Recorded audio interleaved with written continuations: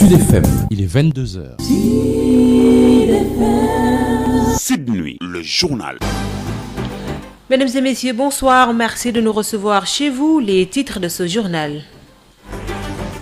Opération de déguerpissement sur l'axe Buntu-Pikine. Les bulldozers ont démoli toutes les cantines. Le site doit accueillir un projet de construction d'un autopont. Les commerçants désemparés sollicitent un recasement.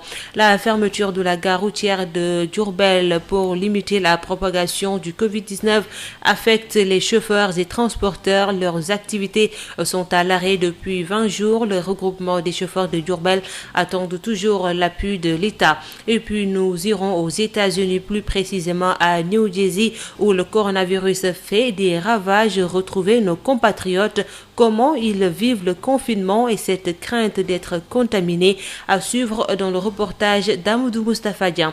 L'actualité internationale, l'info santé avec Ndeye Khady Diop vont compléter cette édition. Voilà pour les titres. Sud Nuit. Khadisser est à la présentation. Pape Abdoulaye Dièye assure la mise en onde. Bienvenue. Vaste opération de déguerpissement sur l'axe Buntu-Pikine église. Les bulldozers ont démoli toutes les cantines installées sur cet axe. Les commerçants sollicitent un recasement. Le site doit accueillir un projet de construction d'un autopont de l'Agéroute pour régler le problème des embouteillages sur la route nationale numéro 1, Moussa Thiam, que nous allons retrouver avant la fin de cette édition. Et puis les chauffeurs et transporteurs de Diourbel vivent dans le calvaire. La fermeture de leur gare routière a fortement affecté leurs activités. Ils invitent leur ministre de tutelle à accélérer le processus de mise en place de l'aide promise par l'État du Sénégal. Adama Ndiaye. C'est un silence de cathédrale qui règne à la gare routière de Diourbel. Il n'y a ni véhicules, ni usagers.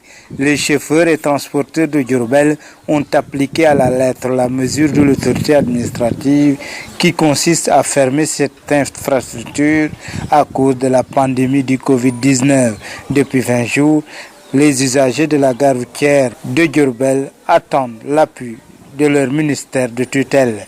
Serigne Sall est le président du regroupement des chauffeurs et transporteurs de Diourbel. Nous, chauffeurs et transporteurs, sommes très fatigués parce que nous avons fermé nos gares routières depuis presque 20 jours. Nous, du regroupement des chauffeurs, ne pouvons pas satisfaire les besoins des uns et des autres. Et c'est l'État qui leur avait fait des promesses qui tardent à se réaliser. Notre ministre de tutelle nous a promis un appui en direction des chauffeurs et des transporteurs. Il s'agit d'abord des chauffeurs interurbains. Nous avons fait le recensement qu'on a transmis au ministre il y a de cela 10 jours. Mais jusqu'à présent, les choses n'ont pas bougé.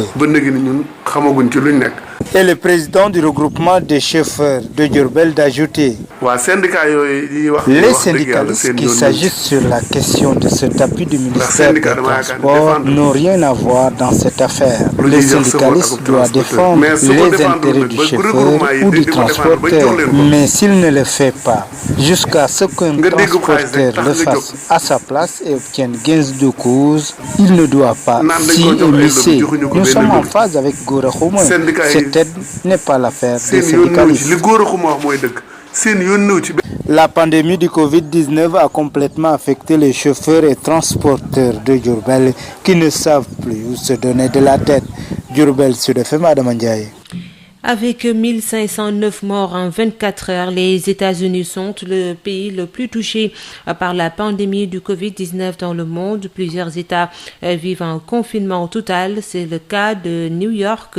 New York où vivent et travaillent plusieurs Sénégalais. Parmi eux, Mamadou Ndoye, habitant de New Jersey Sud, évoque dans ce reportage leur quotidien d'étrangers confinés, craignant d'être contaminés par le coronavirus. Toutefois, grâce à l'entraide et la solidarité de la communauté sénégalaise, ils arrivent à tirer leur épingle du jeu. Amadou Moustapha Dian. Les Sénégalais, ils vivent le confinement avec difficulté, surtout à New York. Garder le moral malgré le confinement n'est pas chose aisée, surtout à l'étranger. Eh bien, c'est le dur labeur des Sénégalais établis au pays de l'oncle Sam, les États-Unis, fortement frappés par la pandémie. Mamadou Ndoye vit et travaille à New Jersey, l'une des villes américaines confiné est très touché par la maladie. Il raconte j'ai pas bougé de ma maison. Quand je sors de la maison, c'est pour aller acheter de la nourriture ou bien et puis c'est tout. Mais pour sortir comme ça, marcher comme ça, non. À moins que tu peux faire des marches au niveau de ta maison, quoi. Après ça, tu rentres à la maison. La situation, donc vraiment, c'est un peu difficile, quoi. Mais actuellement, Dieu est grand. Les gens les respectent quand même. Ils respectent, le confinement. Au confinement s'ajoute le stress lié à la perte d'emploi et de revenus, car le Covid-19 vide également les poches de certains émigrés. Comme ay chauffeur taxi wala affaire yooyu bon jaaykat yi mbedd yooyu ñooñu moom affaire bi xaw na leen xaw a métti si ñoom trop ci sakol tey dencoo maanaam yenn kii somme yi dina xaw a métti yow. Dans ces moments d'angoisse et d'incertitude, la solidarité de la communauté sénégalaise est un rempart en attendant l'aide du gouvernement américain. Oui, vraiment, il y a la solidarité entre nous. Parce que même hier, on avait un daïra là qui disait si chaque personne a besoin d'un aide, il a qu'à le signaler. Donc, on s'entraide entre nous. Ensuite, on entend des chèques au niveau du gouvernement. De chaque famille, vous êtes marié, vous avez au moins $5,000, $1,200 each, c'est-à-dire $2,400 le couple. Les enfants auront au moins $500 à $700. Donc c'est bon, Inch'Allah. On attend vraiment les chèques. Aussi loin qu'ils se trouvent, ces Sénégalais ont le cœur et l'esprit au pays. En attendant de revivre pleinement le rêve américain, nos compatriotes comptent les jours et les nuits du cauchemar covidien. Sud FM, l'info, c'est ici. L'AGETIP et les PME, PMI ont participé à la lutte contre le Covid-19 à hauteur de 75 millions en matériel et en espèces. Le ministre de la Santé et de l'Action sociale estime que le combat n'est plus médical mais communautaire du fait du nombre de cas communautaires très importants. C'est un reportage signé Birame Ndiaye. Nombreuses sont les entreprises qui ont donné écho favorable à l'appel du chef de l'État Macky Sall à participer à l'effort de guerre nationale contre le Covid-19. L'AGETIP vient s'ajouter à cette longue liste en contribuant à hauteur de 75 millions, dont les 25 millions sont en matériel. Elaz Malik Gueye est son directeur général. Quand on parle de AGETIP aussi, on parle de la PME sénégalaise. Nous gérons une bonne partie de cette PME sénégalaise et lorsque le président a lancé un appel, les petites et moyennes entreprises sont venues de façon volontaire nous remettre leur souscription à la mise en place de ce fonds. En nature, le montant des produits et matériels que nous avons remis est estimé à 25 millions. En espèces, toujours avec la contribution des PME-PMI, nous avons remis un montant de 50 millions. Un don de haute portée car chaque patient nécessite 40 combinaisons pour être guéri, révèle le ministre de la Santé et de l'Action sociale qui estime que le combat contre le coronavirus n'est plus médical mais communautaire. Dès lors, Abdoulaye Diouf Sarr n'a cessé de réitérer cet appel. Le ministère de la Santé et de l'Action sociale exhorte les populations au respect scrupuleux des mesures de prévention individuelle et collective. Un combat communautaire qui demande l'implication de tout un chacun. L'AGETIP compte y jouer pleinement sa partition dans l'approche communautaire. Et nous n'avons pas le droit de rester les bras croisés parce que nous avons un rôle à jouer dans le domaine de la prévention, dans le domaine de la sensibilisation et dans le domaine du changement de comportement. À Mont-Roland, pas de cas de Covid-19 enregistrés, mais les autorités municipales corsent la lutte. La désinfection des structures de santé et espaces publics par le service d'hygiène est entamée. Babacar Sow. Covid-19, la commune de Mont-Roland dans le département de Tivaouane, avec 0 cas positif et pas de cas suspect, déroule la 3e phase de son combat contre la pandémie. Le service d'hygiène à pied d'œuvre pour la désinfection des postes de santé, marchés et espaces publics. Mont-Roland, une commune avec beaucoup d'émigrés, mais qui craint seulement les cas communautaires, selon le maire Yves Lamine Ciss, qui revient sur le début de son plan d'action avec les mesures d'hygiène édictées. Yves Lamine Ciss, maire de la commune de Mont-Roland. C'est vrai que nous avons beaucoup d'émigrés, mais on n'a pas encore connu de cas positifs, on n'a pas encore connu de cas suspects. Aujourd'hui, la plus grande menace, les émigrés, c'est fini. Il n'y a plus de cas importés. Le vrai problème, c'est à notre niveau, au niveau interne. Comme quelqu'un qui est de Mont-Roland peut sortir, aller à Dakar ou à Thiès et revenir avec la maladie. Ou quelqu'un qui n'habite pas à Mont-Roland, qui vient pour faire du commerce, peut aussi amener la maladie. Le cas communautaire. Donc c'est dans ce cadre stade-là que nous avons des inquiétudes. Parce que les cas communautaires, c'est quelque chose qui est très inquiétant. Notre travail, c'est à ce niveau. Le travail avec le service d'hygiène, c'est notre troisième plan d'action. Le premier plan d'action, depuis le 2 mars, nous avons décidé, une cellule de riposte a été mise en place, financée à hauteur de 1 300 000 francs. Mettre devant toutes les classes un dispositif de lavage de mains au niveau des mosquées, au niveau des églises. La brigade spéciale d'hygiène de Tivaouane qui a accompagné la commune de Morlan dans son opération revient sur le renforcement de la lutte contre les cas communautaires. Adjudant Pathé Baldé, chef des opérations, nous entretient des mesures barrières. On ne peut même pas parler de cas parce que franchement, à l'heure actuelle, il n'y en a pas de cas au niveau du département de Tivaouane. Alhamdulillah Rabbil Alamin. C'est la raison pour laquelle on renforce le dispositif et surtout la sensibilisation. Parce que c'est des opérations de désinfection, surtout avec le développement des cas communautaires. Parce qu'on ne sait pas c'est avec qui, c'est quand. Raison pour laquelle on a commencé à faire des opérations surtout dans les structures de santé. Parce que le malade d'abord, il va vers les structures de santé. Donc si on a trouvé que les structures de santé sont traitées, là au moins ça peut diminuer la propagation du virus dans ces postes. Les mesures barrières, le port de masque va être obligatoire à l'heure où nous parlons de cas communautaires. On ne sait pas qui est en contact, qui est le porteur. Et ensuite, éviter les rassemblements. Tivaouane, Babacar Sow pour Sud FM. Lutte contre le coronavirus à Kaolack, le comité régional de la Croix-Rouge a mobilisé plus de 330 éléments qui sont déployés sur le terrain, 5 sessions de formation, des visites à domicile effectuées dans 25 quartiers et 6 villages. Cependant, ces volontaires de la Croix-Rouge ne disposent pas de moyens nécessaires pour se protéger. Manik Diaye, le président du comité régional de la Croix-Rouge à Kaolack, par ailleurs vice-président national de la Croix-Rouge sénégalaise, au micro de Mamoudou Kamara. Concernant les moyens de protection, on va toujours avec des gants. Nous remercions très sincèrement le directeur du marché aux poissons, Cheikh Ndaw. Vraiment, lui, il met à la disposition des éléments de la Croix tout le matériel nécessaire. Gants, tout, alcool gel, masque, tout. Vraiment, on le remercie au passage. Au niveau des autres sites, c'est la Croix-Rouge qui se démerde donc pour donner aux éléments des masques et des gants. La région médicale nous a doté de gants, mais ce n'était pas du tout suffisant parce que l'effectif que nous avons est tellement énorme, 300 et quelques. Si on dote d'une boîte de gants, une boîte de gants ça fait 100 gants, donc ce qui fait 50 paires, c'est insuffisant. C'est une goutte d'eau dans la mer. Mais vraiment, nous remercions le geste. Si la région médicale avait plus, elle le donnerait plus. Oui, la région médicale nous appuie très bien dans ce sens. Nous avons reçu 200 affiches et 2000 flyers. Vraiment, on n'a pas assez de masques pour pouvoir donc doter tous les éléments de masques. D'autant plus qu'avec ce qu'on dit des masques, il faut changer. Il y a des équipes qui sont là toute la journée d'aujourd'hui. Demain, il y a une autre équipe, etc.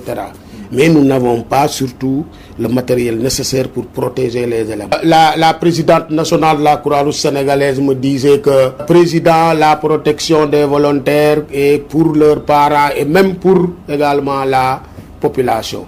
Oui, parce que la population, s'ils voient des gens qui sensibilisent sur le lavage, sur les masques et tout, et ils ne sont pas en masque, ça pose problème. Vous voyez, donc on doit donc vraiment pouvoir donc se munir de tout le dispositif nécessaire pour pouvoir donc convaincre quelqu'un.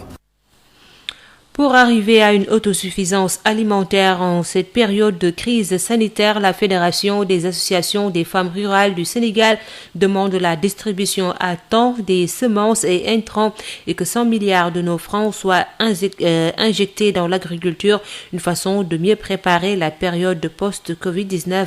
Adja Ndjoukoumbaï Lindor, la présidente nationale des femmes rurales du Sénégal, au micro de Mamoudou Kamara. D'abord, nous remercions le chef de l'État, le président Macky Sall, d'avoir pris des mesures très courageuses envers la population sénégalaise, surtout envers le monde rural. Le président Macky Sall, c'est que le monde rural est très fatigué. Donc il a pris 2 mesures. Parce que maintenant nous vivons une situation très délicate avec le Covid-19. Le Covid-19 nous a surpris tous. Mais aussi, il faut reconnaître que le monde rural est très fatigué. Nous avons des problèmes. L'hivernage de l'année dernière, nous avons eu des problèmes. Il n'y a pas beaucoup d'arachides. Nous avons vendu nos arachides aux Chinois. Peut-être, il y a de l'arachide maintenant sur place, mais ce n'est pas beaucoup. Donc nous lançons un appel à l'État, au président de la République, pour qu'il nous vienne en aide. Comment nous venir en aide? Mettre en place dès maintenant les semences, des semences de bonne qualité et d'une bonne quantité, pour qu'ensemble nous cultivons la terre. C'est cela même qui va amener le consommé local. Parce que toutes les grandes puissances qui vivaient d'une agriculture sont en chute maintenant avec ce Covid 2019 là. Comment réussir nous, les Sénégalais, pour survivre après cette pandémie-là? Je sollicite le président Macky Sall sur le demande de verser 100 milliards dans l'agriculture. Avec ces 100 milliards-là, nous allons pouvoir relever les défis après la pandémie. Parce que si vous voyez au mois de juin, si l'eau tombe, l'hivernage commence au mois de juin, juillet jusqu'au mois de septembre, tout ce qu'on avait semé, nous allons réussir. Et avec ça, nous allons nous nourrir nous-mêmes et nourrir tout le Sénégal. Nous n'aurons plus besoin d'aller ailleurs pour se chercher de quoi vivre et amener au Sénégal. Donc je lui demande de verser 100 milliards dans l'agriculture pour relever le défi de cette pandémie. C'est difficile. Les gens du monde rural, aller dans les loumas, acheter de quoi nourrir leur famille. Mais maintenant, il n'y a plus de loumas, il n'y a plus de forêt. Donc c'est difficile. Le président a mis beaucoup de denrées pour les populations sénégalaises, surtout pour le monde rural. Donc nous demandons pour la distribution à ce qu'on intègre les paysans, surtout les femmes du monde rural, pour que la distribution se fasse correctement. À Saint-Louis, la cérémonie de présentation du drapeau aux soldats du contingent 2021 s'est déroulée ce mardi au niveau du camp des Momargari de Bango dans la sobriété vu le contexte du Covid-19. Ce nouveau contingent est fort de 1270 recrues, dont 54 filles qui ont été présentées au drapeau de manière symbolique, une cérémonie qui met fin ainsi à 4 mois de dur labeur, précise le lieutenant-colonel Pape Birandje, commandant du 12e bataillon d'instruction. Il est au micro d'Yves Tendeng. Comme à l'accoutumée, donc cette activité constitue une activité majeure dans le cadre de la formation des contingents. Mais comme vous le savez sans doute, avec l'épidémie de coronavirus, et pour rester dans l'esprit du chef, donc il a donné comme instruction de limiter les attroupements autour de certaines activités, nous avons voulu juste donner le cachet symbolique. C'est-à-dire que ce matin, il y a juste peut-être 1/20 des effectifs. Donc on a vu participer à cette cérémonie de montée de couleurs suivie donc du tour d'honneur du drapeau. Donc c'est une section par compagnie qui a représenté le contingent pour cette cérémonie qu'on a voulu symboliser. Mon colonel, sous peu, les soldats vont rejoindre leur corps d'affectation. Qu'est-ce qui est prévu pour leur déploiement si on interroge les mesures de prévention qui limitent les nombres de personnes dans les moyens de transport ou ailleurs? L'état-major général des armées est en train de réfléchir par rapport aux différents scénarios possibles. Mais il faut savoir que le 12e bataillon d'instruction, bien sûr, fait partie des forces de défense et de sécurité, donc ils ne sont pas contraintes par les mouvements sur le plan physique. Maintenant, comme vous le dites, il y aura sans doute des aménagements qui seront apportés pour qu'on puisse rentrer dans l'esprit de cette mesure. Maintenant, ce sera d'ici quelques jours, on a encore le temps pour peaufiner éventuellement les départs. Par rapport à l'arrivée de la deuxième fraction de l'année, qu'est-ce qui est prévu entre l'état-major et le 12e bataillon d'instruction, toujours par rapport aux mesures de prévention? En fait, le 12e bataillon d'instruction reçoit le contingent à incorporer. Donc le 12e bataillon restera toujours prêt à incorporer n'importe quel soldat envoyé ici. Nous, on sera toujours dans les dispositions classiques de recevoir un contingent. Maintenant, l'état-major arbitrera pour voir qu'est-ce qui pèse pour ou contre pour un report éventuel. Un jeune homme a été poignardé ce matin dans l'enceinte de l'hippodrome Ndiaoum Kodou de Thiès suite à une bagarre. D'après les témoins, son bourreau s'est enfui. La police a ouvert une enquête. Thiès Babakandao. Une bagarre qui vire au vinaigre, la victime Ngoumba Diak n'a pu échapper au coup de couteau de son bourreau. Abdul Khadr di Kader Ndiaye témoigne. Je venais de l'école, j'étais tout juste devant les bureaux du siège de la zone 3B de l'ODCAV de Thiès. On m'a informé qu'il y a quelqu'un qui fuit là, qui a un couteau là, qui est en train de courir vers l'autre sortie vers Ersan. Bon, je suis sorti. J'avais un ami qui était venu me voir, à l'occurrence maman, c'est lui qui le cherchait pour essayer de l'attraper. On n'a pas pu. Et on a trouvé un homme allongé tout juste derrière la grille de protection. Mais il était poignardé. On a coupé ses veines, juste ouvert le bras gauche, quoi. Alerté, le directeur de l'hippodrome Ndiaouma Kodou Diop, en déplacement pour les besoins de l'enquête de la police, confirme les mesures de fermeture depuis l'instauration de l'état d'urgence au Sénégal. On a pris des mesures avec la maire et la police des premiers arrondissements. Depuis que le coronavirus est arrivé au Sénégal, on a fermé le SAD. Et de 8h à 20h, il y a des patrouilles de la police. Et chaque fois qu'il y a regroupement sur les lieux, on appelle le commandant qui appelle les policiers qui viennent disperser les personnes, la foule, quoi. Donc je ne pense pas qu'on peut parler d'insécurité. Donc il n'y a plus d'accès, même les vendeurs, ils ont arrêté. Donc l'hippodrome est fermé totalement. Donc actuellement, il n'y a plus d'entraînement des équipes, il n'y a rien. Le corps sans vie de Ngoumba Diak, fondeur de son état au marché Moussanti, se trouve présentement à la morgue du centre hospitalier régional El Hadj Ahmadou Sakhir Ndiéguène de Thiès. Une enquête est ouverte. Babacar Ndaw, Thiès, Sud FM. Sud FM vous transporte partout au Sénégal et dans le monde. Sud International. Alors que plusieurs pays européens lancent leur première tentative de déconfinement, les chiffres de nouvelles contaminations sont toujours en hausse en Grande-Bretagne ou en Suède. La Chine craint une deuxième vague due aux cas importés du Covid-19. Pendant ce temps, aux États-Unis, Donald Trump revendique le droit de décider seul de la relance de l'activité économique. L'épidémie de coronavirus en France a fait au moins 15 729 morts depuis début mars, dont 5 470 dans des maisons de retraite médicalisées, selon un nouveau bilan officiel donné mardi soir par le directeur général de la santé. Ce nombre correspond à 762 décès supplémentaires par rapport au bilan d'hier soir, soit le plus important bilan quotidien depuis le début de l'épidémie, selon les chiffres donnés par Jérôme Salomon. Et puis en Italie, les mesures de confinement maintenu et l'Italie, pays européen qui paye le plus lourd tribut dans l'actuelle crise sanitaire. Certains commerces ont été autorisés à reprendre leur activité ce mardi, dont les librairies, les papeteries ou encore les boutiques de vêtements pour enfants. Mais après plus d'un mois d'arrêt quasi total de l'activité économique, ces allègements restent très localisés et marginaux. Les mesures de confinement sont maintenues. 22h21, nous accueillons des Khady Diop pour Info Santé. Biotox anti-moustique pour le corps, les vêtements, les rideaux et draps vous protège contre les moustiques chez l'adulte et l'enfant. Val d'Afrique vous offre votre journal de la santé.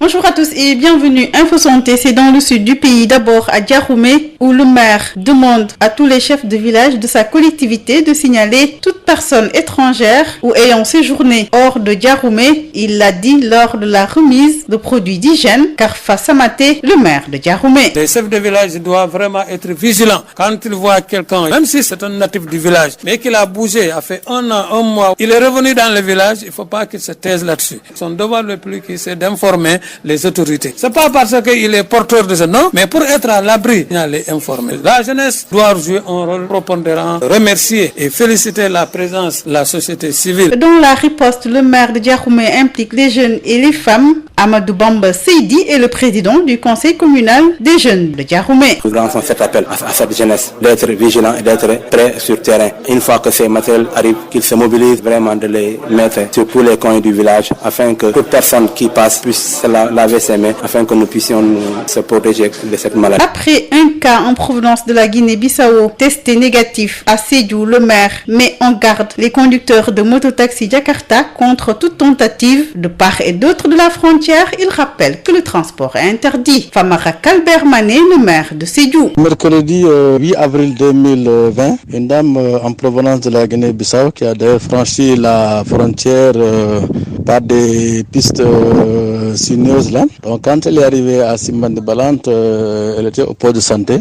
Elle toussait, elle avait de la fièvre. Donc finalement, la sœur l'a amenée donc à la maternité. Et lors de la consultation, on s'est rendu compte vraiment que ça n'allait pas du tout quoi. Finalement, on l'a retournée à la maternité. Et avec une seule femme qui était là-bas et qui devait terminer son séjour, nous l'avons libérée. Et comme elle était en contact avec les sages-femmes et la matrone, nous les avons tous confinés dans la maternité. Et le lendemain, le médecin-chef du district sanitaire de Gouron était venu avec son équipe faire le prélèvement qui a été donc envoyé directement à Kolda. Il s'est avéré finalement quand les résultats étaient venus ce jeudi, donc la femme est testée négative. Nous en appelons donc à la vigilance et nous invitons en tout cas cette jeunesse consciente à ne pas vraiment s'adonner à transporter des gens qui viennent de la Guinée-Bissau parce que les contaminations peuvent venir de part part et d'autre. C'est pourquoi nous invitons en tout cas les propriétaires de moto Jakarta à ne pas s'aventurer à la frontière. Vraiment, nous leur demandons très solennellement de ne pas aller à la frontière parce qu'aujourd'hui,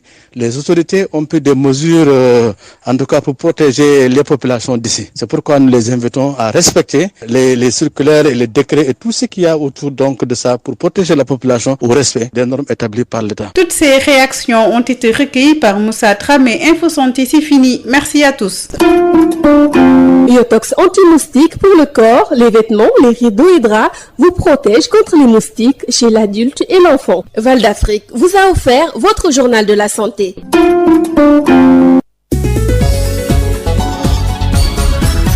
Khadisen. Le rappel des titres, opération de déguerpissement sur l'axe Buntu-Pikine. Les bulldozers ont démoli toutes les cantines. Le site doit accueillir un projet de construction d'un autopont. Les commerçants désemparés sollicitent un recasement. La fermeture de la gare routière de Diourbel pour limiter la propagation du Covid-19 affecte terriblement les chauffeurs et transporteurs. Leurs activités sont à l'arrêt depuis 20 jours. Le regroupement des chauffeurs de Diourbel attend toujours l'appui de l'État. Et puis on était aux États-Unis pour parler un peu plus précisément à New Jersey pour le coronavirus fait des ravages. Retrouver nos compatriotes, comment ils vivent le confinement et cette crainte d'être contaminés. Vous avez suivi le reportage d'Amadou Moustapha Dian. L'actualité internationale, Info Santé avec des Hadijo pour compléter cette édition mise en œuvre par Pape Abdoulaye Dieye. Merci de nous avoir suivis et restez chez vous en compagnie des programmes de Sud FM Sen Radio. Tout de suite, Sud Éducation, suivi de la rediffusion de Rétrosport.